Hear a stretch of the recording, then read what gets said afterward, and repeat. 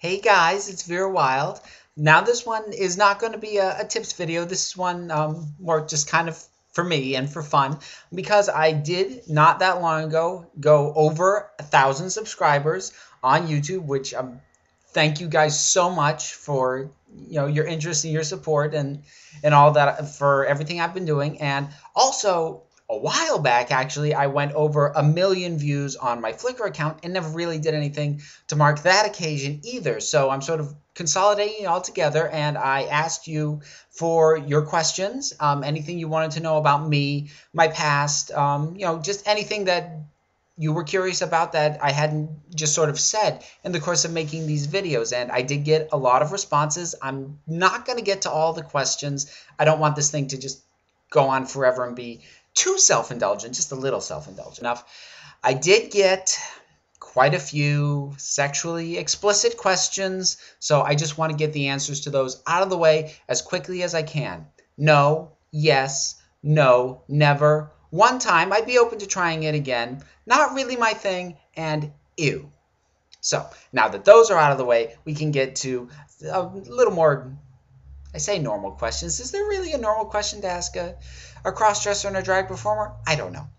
What else did we have? Oh, I had a number of people ask me whether or not I take hormones or have done anything in terms of transitioning to full-time. The answer to both of those is no. I do not take hormones. I have never taken hormones. Obviously, there's breast forms, there's makeup, there's a wig, but as far as my own body, it's all me. It's all natural. I take this stuff off, and nothing about me physically has been altered.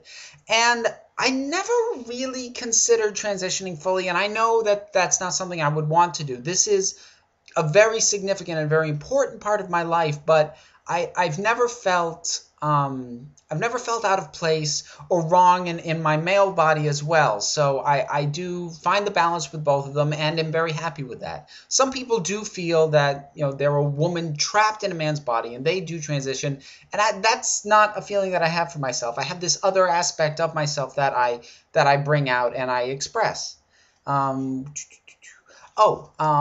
Since I mentioned the drag performance, I had a couple of people ask me a few things about performing, one being whether or not I was still doing shows. I am, but not regularly. Now that I'm no longer living in New York City, I really don't have the opportunities for shows that I used to. I still do go back to New York intermittently, and I have done shows at various Pride events, but I'm down to doing really maybe 2 or 3 shows a year from doing a couple a month. When I was in New York, or even, I was doing almost one a week at my peak. But I am still performing, just it's no set schedule. It's not something that's regular enough that I'm going to say, come and see me at this every month. But if I have something set, I'll probably drop a mention. I had someone else ask me, sort of what came first, the dressing or the performance, and it kind of all happened at once in a way.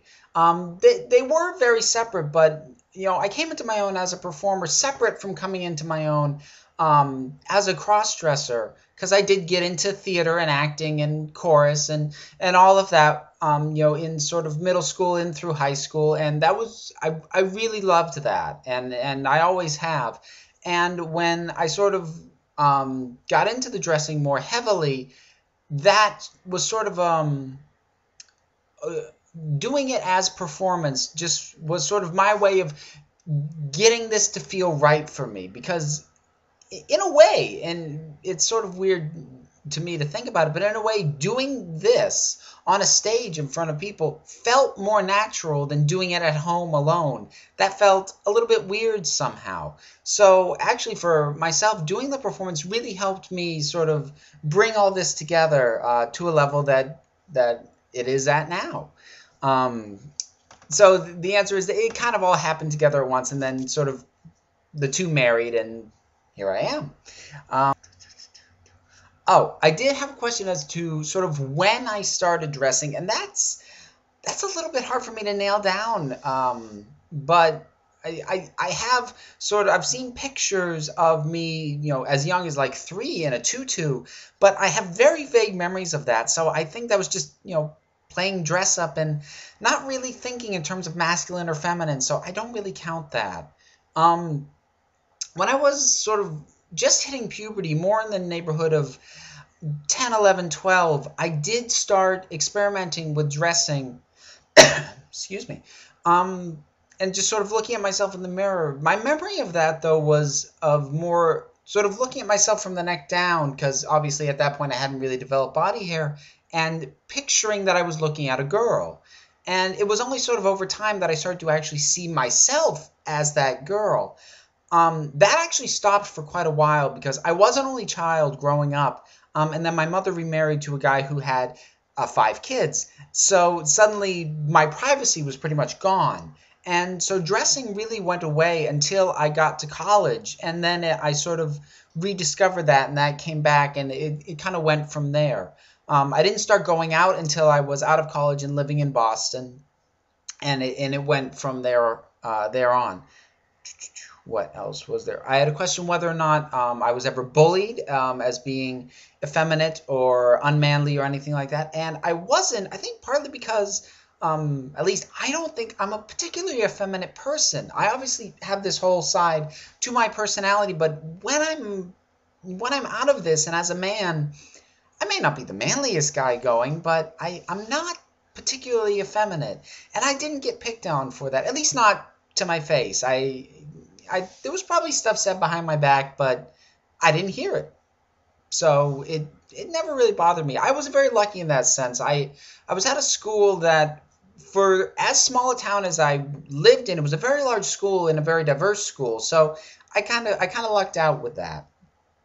I had a question with, do I still get either hit on or hollered at, whether sort of people trying to get with me or just be derogatory? And yes, it happens most often going to clubs, which was never something I did that much, but I would do occasionally. I never really got hollered at on the street, except for like people just the one or two, hey baby, that was kind of it. I never really got hollered on the street. I never really got heckled as a performer, but in clubs I would get hit on, which brings me to one other question. People asked whether or not I flirt, because I have mentioned, and some of you have noted, that I am married, and I am married to a woman, so I suppose you could consider me straight. And the question was asked, do I enjoy flirting with guys? And actually, yes, I love to flirt. I adore flirting. I really don't like being hit on, though. And there is a really important difference, because flirting is playful and it's non-committal. I mean, it's a back and forth, and it really doesn't mean anything. It's just a way to have a little bit of fun. Somebody hitting on you is somebody being, however they word it, but very bluntly saying, hey, I want to fuck you. What do you think about that? And hitting on somebody is what people who don't know how to flirt do. And it's just kind of demeans the whole thing. So yes, I have been hit on, and I try and shut people down very quickly when that happens. Again, people who notice that I am married had asked how I came out to my wife, and I'll tell the story kind of quickly. My wife and I met while we were in college, and I had a single dorm room, so it was just me by myself. I didn't have a roommate, and she came over to see me one time, and she came over, we hung out, then I had a class, and she just hung out in the room, and because I was a guy in a single dorm room, my room was atrocious. It was a mess. There was clothes everywhere, and she was cleaning things up, and she came across a pair of pantyhose. And when I got back from class, she basically confronted me with them, saying, whose are these? Very upset.